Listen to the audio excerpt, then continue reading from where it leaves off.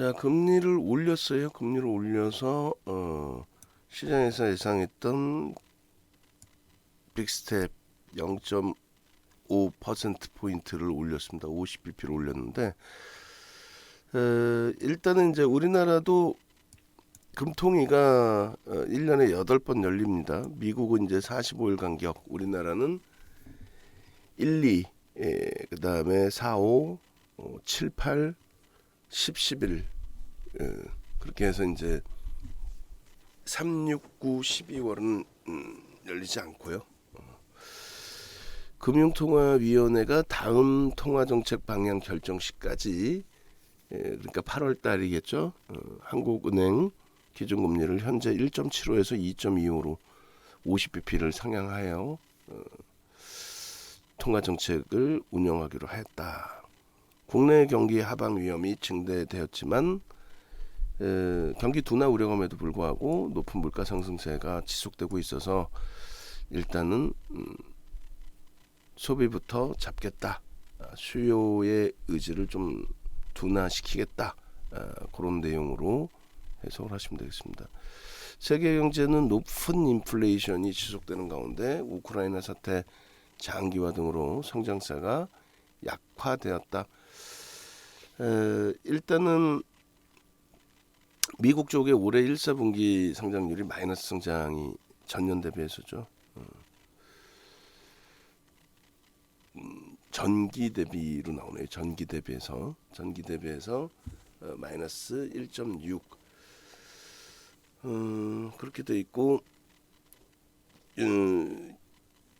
유로 쪽은 뭐 견고한데 일본 쪽이 마이너스 0.5 이렇게 형성되어 있습니다. 여전히 중국 쪽은 지속적으로 이제 성장을 가지고 가고 있는 흐름. 그렇게 해서 이제 세계 경제 지표 부분 한국은행 자료입니다. 세계 경제 지표 요 표는 우리 직원분들은 요런 표는 인원이 많을 때는 객관적인 자료 저희가 디자인을 다시 해도 되는데 한국은행이나 이런 객관적인 보도 자료는 그냥 활용을 하셔도 크게 뭐 무리는 없어요. 그래서 캡처해서 밑에다가 한국은행 자료라고 보도 자료라고 써놓으면 될 것 같습니다. 국제금융시장에서는 주요국 정책금리의 인상 가속화. 거기에 이제 경기 침체라는 단어는 쓰지 않고 있어요. 경기 둔화 우려감이라고 쓰고 있습니다. 경기 둔화도 아니고 그에 대한 우려감. 그렇게 돼 있고 달러 강세가 좀 지속되고 있는데 그거는 좀 조정이 될 가능성이 있어 보여요.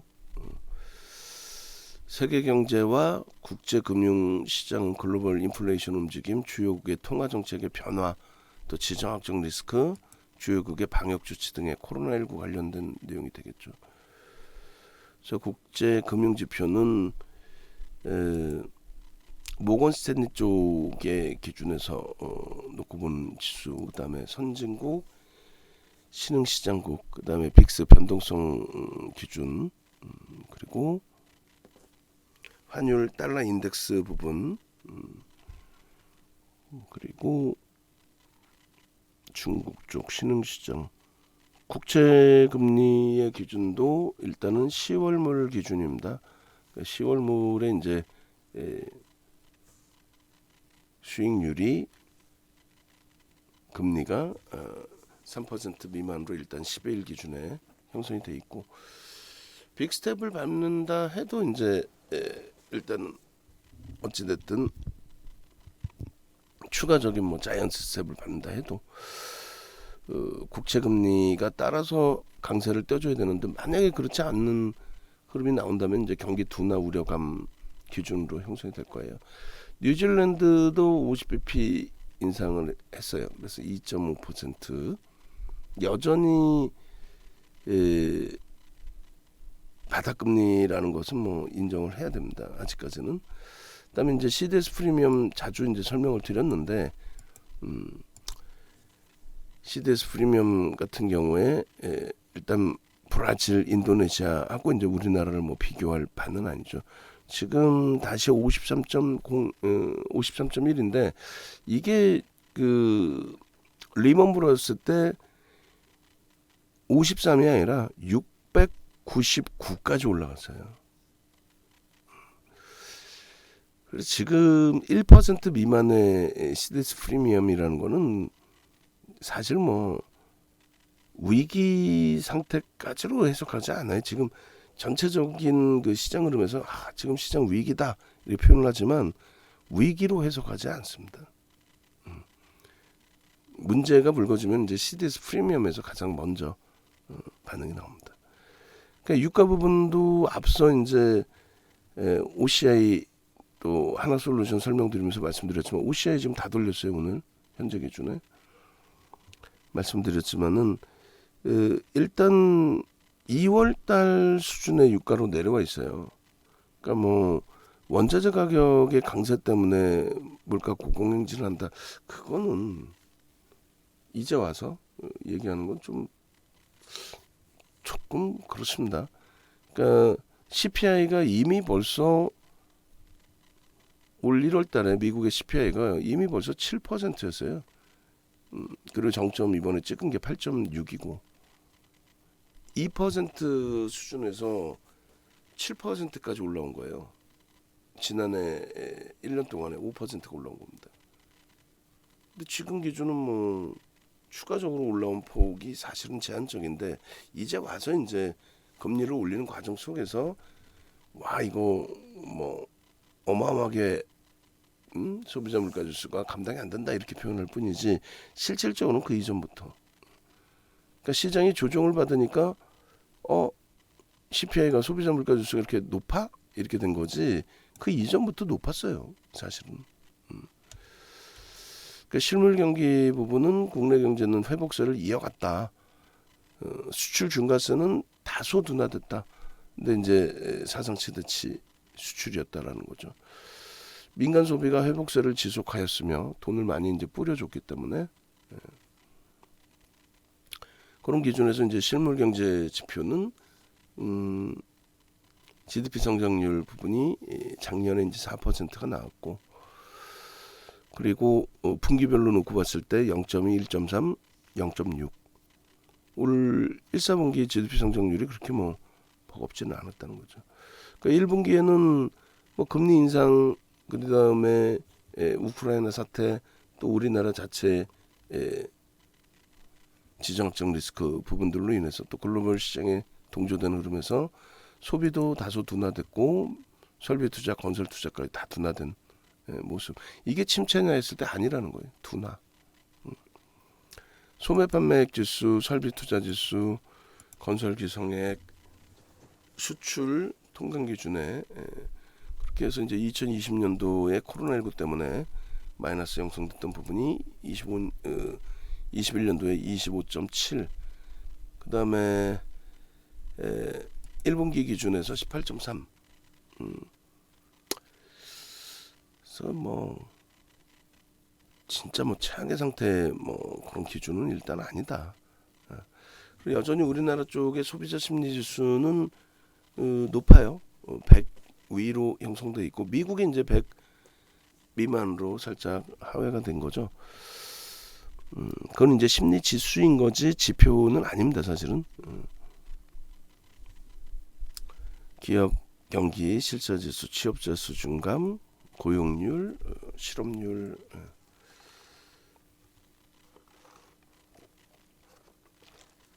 물가 상승률은 석유류 가격의 높은 오름세가 지속되고, 그러니까 난 왜 저걸 저렇게 표현하는지 솔직히 이해를 못해요.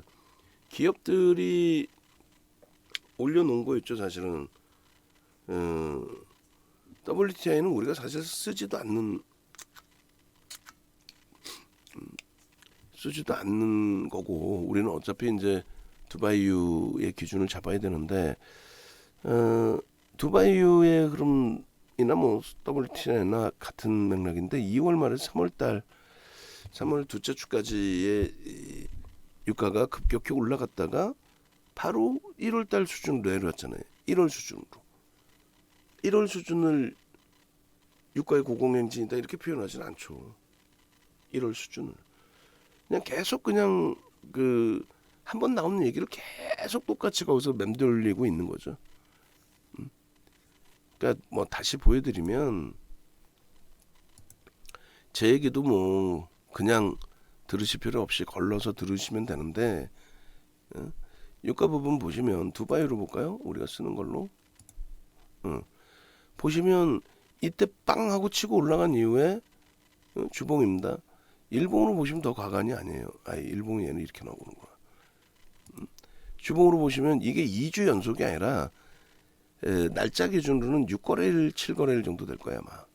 그러고 나서 제자리로 왔다가 다시 이제 좀 더 올랐다가 미끄러진 건데, 물론 90달러 대비해서 뭐 120달러까지 고점으로 따진다면 상당히 많이 올라온 거죠. 40%씩 막 너무 많이 올랐다 이렇게 될 수 있는데, 뭐 아래에서 따질 때는 마찬가지. 로그 차트로 보자 그랬죠.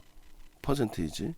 그 퍼센테이지로 보시면은 뭐 사실상 여기서부터 이만큼 올라온 거나 퍼센테이지 기준에 여기서부터 이만큼 올라온 거나 그 지금 위치면 제자리란 말이에요. 사실 이때 한번 딱 올라왔던 거고. 그러니까 앞전에 올라왔던 부분에 뭐 12월 달 바닥에서부터 뭐 요 자락까지만 할까요? 여기까지만. 오케이. 여기까지 했을 때 뭐 한 3개월? 2개월이죠. 2개월. 사실상 2개월, 3개월.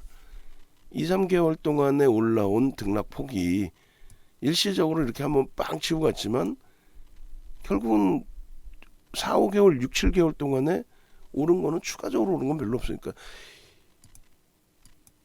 여기 대비해서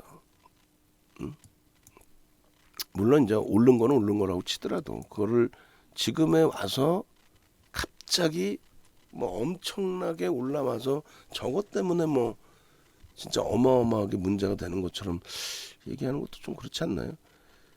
근원 인플레이션 자체도 올라갔죠 사실은. 왜냐하면 돈을 많이 뿌려놔서 좀 유가의 강세 때문에 올라갔다라기보다는 우리나라의 통화량이 너무 많이 증가해서, 글로벌 시장 마찬가지입니다. 코로나19 뭐 지원책 이런 부분에 통화량이 너무 많이 증가해서 그 통화에 의해서 수요가 많아지다 보니까 정유회 회사는 인건비 안 올려요?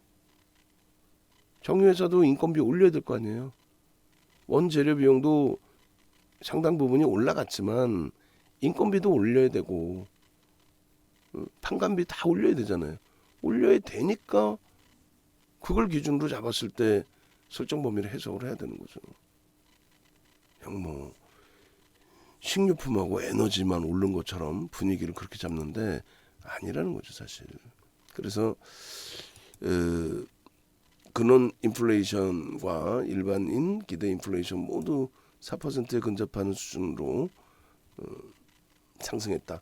그러니까 유가와 에너지를 제외하고도 소비자 물가 지수가, 근원 소비자 물가 지수가 굉장히 높게 올라와 있다라는 거예요. 그러니까 보시면 일반적인 이제 소비자 물가 지수, 식료품, 에너지를 다 포함한 거, 그걸 기준 잡을 때 이렇게. 그래서 6%까지 올라왔다 했잖아요. 근데 그거를 빼고 나도 많이 올라왔어요. 그걸 빼고 나도. 그러면 예를 들어서 2월 초부터 6월까지 얼마 올랐어요? 0.6 올라왔죠. 어찌됐든 가시적으로. 그러면 얼마 11% 올라온 건가요? 0.6이면? 그럼 얘는 뭐예요? 3.5에서 3.9면은 0.4포인트 올라온 거 아니에요? 0.4%포인트가 올라온 건데 0.4%포인트면은 마찬가지로 11% 똑같이 올라온 거예요. 유가가 잘 생각해 보세요. 진짜 굉장히 중요하게 생각하셔야 돼요. 왜냐면 무지무지 중요하게 생각해야 되는 이유가 지금 위치에서 진짜 물가 때문에 뭐 문제가 되고 굉장히 심각한 상황이고 이건지를 놓고 보셔야 되잖아요. 그러면 에너지 때문에, 식료품과 에너지 때문에 물가 상승률이 가팔라졌다라고 표현을 했는데 그거를 빼고 난 물가도 가파르단 말이에요. 그럼 원인이 뭐냐는 거죠. 통화량의 증가죠. 원자재 가격의 강세 때문에, 예? 우크라이나 사태 때문에 인플레이션이 나온 게 아니고 원체 돈을 많이 뿌려서 나올 수밖에 없었던 인플레이션이에요. 돈을 많이 뿌려서. 그러니까 금리를 올리면 잡힐 거냐 안 잡힐 거냐. 유가가 하락하건 안 하건 그건 상관이 없다는 거예요. 사실. 지금까지 추이로 경기가 살아나서 수요에 의한 유가 강세였기 때문에 결론적으로 빼고 나면 소비자 물가지수 기준에서도 빼고 나면 같은 상승률이 나왔다는 거예요. 같은 상승률. 그래서 금리를 인상을 해서 수요를 잡게 되면 그러면 물가는 안정화된다. 지금의 가장 큰 적은 뭐예요? 주식시장의 가장 큰 적은 뭐예요? 다 필요 없이.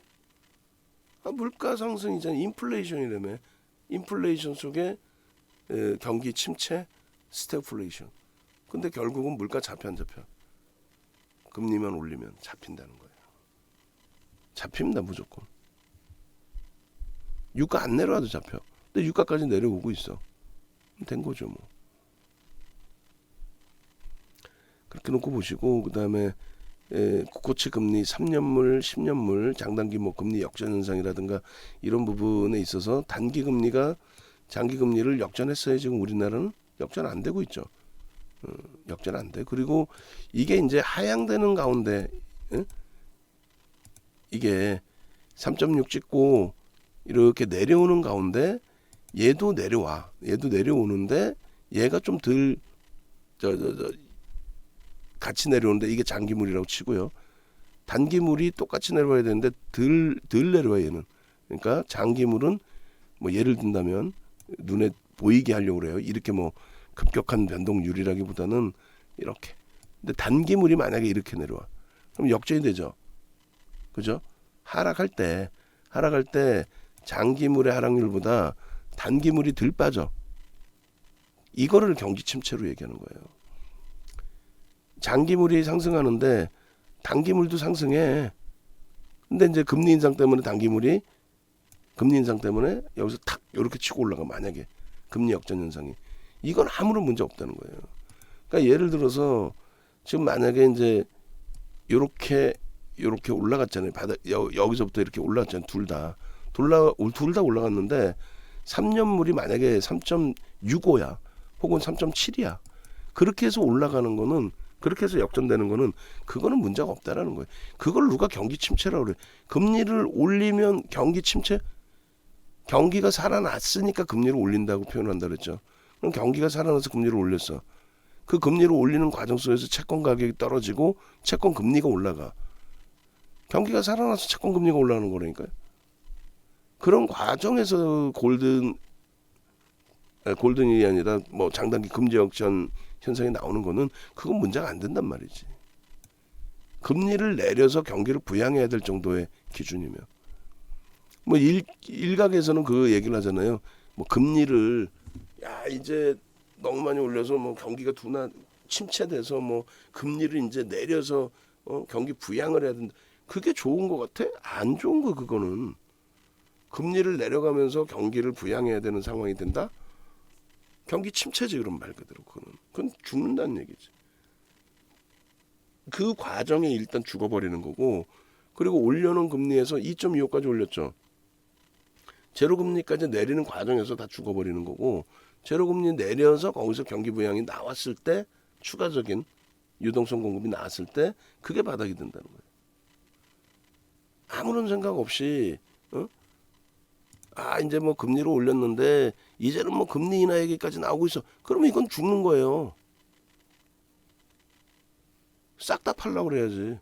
금리 인하 얘기까지 나오고 있으니까 이제는 살 자리다. 그 자체가 잘못해서 말도 안 되는 해석을 하는 거예요. 학자분들이나 이런 분들이 그런 해석을 하지는 않죠. 이해돼요? 그러니까 금리를 안 내리고 지금의 금리를 유지하면서 가야 돼요. 그러면서 경기는 계속 살아나는 거야 이제.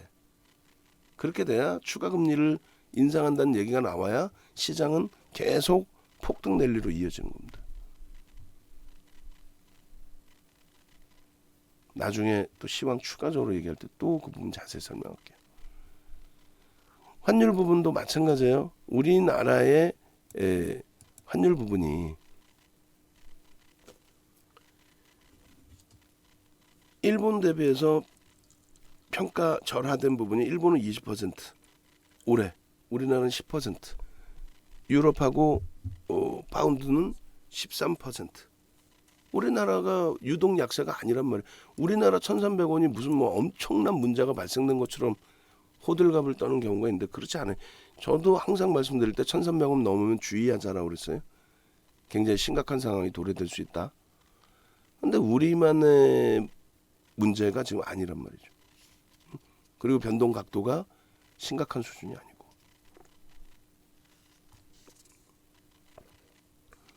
그래서 그런 부분들의 기준까지도 놓고 보셔야 됩니다.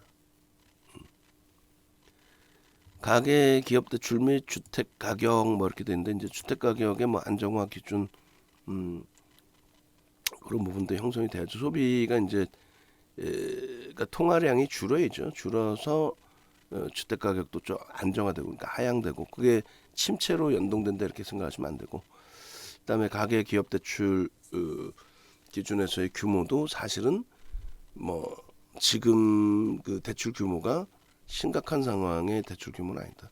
경기가 어마어마하게 좋아서 막 대출 받아서 뭐 하자 이런 상태가 아니었죠. 그렇게 해서 이제 지금 뭐 기자회견도 하고 계시는데 이런 자료 내용들을 완벽하게 다 이해를 못 하시더라도 간단한 내용은 비교해서 보실 수 있는 기준은 되셔야 돼요. 자, 금통위 발표 나오고 나서 0.72%까지 상승폭을 확대하고 있고요. 뭐 업종별로 등락이 조금 이제 엇갈려서 형성되는 부분이 있는데 뭐 크게 의미 부여하긴 그렇고 우리는 OCI를 일단은 저점에서 다시 잘 잡아냈고 하나솔루션 마찬가지. 그 다음에 삼성 엔지니어링도 말씀드린 것처럼 과도한 조정폭에서 꼬리를 절반 이상 달아서 돌려놨습니다. 가지고 계신 분들은 질문 주시고 그리고 SK바이오사이언스는 만약에 이제 오늘 저점 14만 1,000원이 이탈되면 그 자락에서는 미련 갖지 말고 일단 정리했다가 거래 터지면 다시 보는 걸로. 거래 둔화되면 안 된다 그랬죠. 그리고 음봉 떨어지는데 계속 잡아갈 필요는 없어요. 추가 편입을 해서 평단을 좀 낮춰본 거는 수급 범위 정도 놓고 본 겁니다. 그리고 최근에 강세를 띌 때에 제약바이오 또 진단키트 이런 종목군들의 수급이 그렇게 뭐 뛰어나지 않았어요. 어차피 이제 수급으로 가는 종목군들은 아니지만은 그리고 뭐 지금 코로나19 확진자 수 다시 재차 증가하는 부분이 뭐 사상 최대치 기준도 아니고 사실은 그래서 그런 부분들 다 감안해서 미련을 버릴 때는 이제 뭐 버리는 걸로 단기적으로 많이 올라왔잖아요. 60% 이상. 그렇게 놓고 보시고 가급적이면 뭐 저점이 이탈되지 않고 강하게 돌려서 다 같이 움직여주면 좋죠. 그리고 이제 주력주들 IT 또 오늘 같은 경우 자동차가 또 한임을 해주고 있는데 자동차 또 LG화 전체적으로 자 외부에 계신 분들은 네이버에서 윤정도 검색하셔서 홈페이지 찾아오세요. 그래서 함께 좀 움직이실 수 있도록 네이버에 공식 홈페이지 이렇게 나오고요. 밑에도 이렇게 있어요. 그러니까 어느 쪽이든 누르셔서 찾아오시고 그리고 일단은 가급적이면 이제 VIP 기준에서 요 기준에서 함께 움직이셔서 같이 가시는 걸로. 그리고 7월달 만기가 우리가 많아요. 7월 만기가 좀 많으신 편인데 7월 만기 기준에서 이제는 조금 전에 이제 지표들 보고 말씀드린 것처럼 시장에서 이제 좀 자극적으로 오픈해 놓은 시황들이 많단 말이에요. 유가도 눈으로 확인해 보니까 제한적이고 환율도 눈으로 확인해 보니까 제한적인데 방송만 돌리면 뭐 원화가 1,300원 돌파했다. 화폐 가치의 훼손 부분에 대한 우려감, 외국인 수급에 대해서 연동시키는 해석. 원화가 약세를 띈다 외국인이 판다? 그 거짓말하지 말라 그래요. 900원까지 강세를 뜰 때에도 외국인은 그 당시 기준에 55조를 팔고 나왔습니다. 원화가 강세건 약세건 그거는 주식시장에 미친 영향력이 이론상으로는 뚜렷하더라도 실질적으로는 제한적이다. 유가 부분 마찬가지. 소비자 물가지수 마찬가지. 결국은 유동성의 문제였던 거죠. 그 유동성이 과했던 부분을 금리 인상을 통해서 제한시키고 있다. 그 부분 때문에 경기가 침체되느냐? 결코 그런 흐름은 없더라. 그래서 그런 해석을 잘 해야만 이제부터의 시장의 대응도 중요합니다. 지금까지의 대응도 그랬고. 자, 영상 일단 올려드리겠습니다.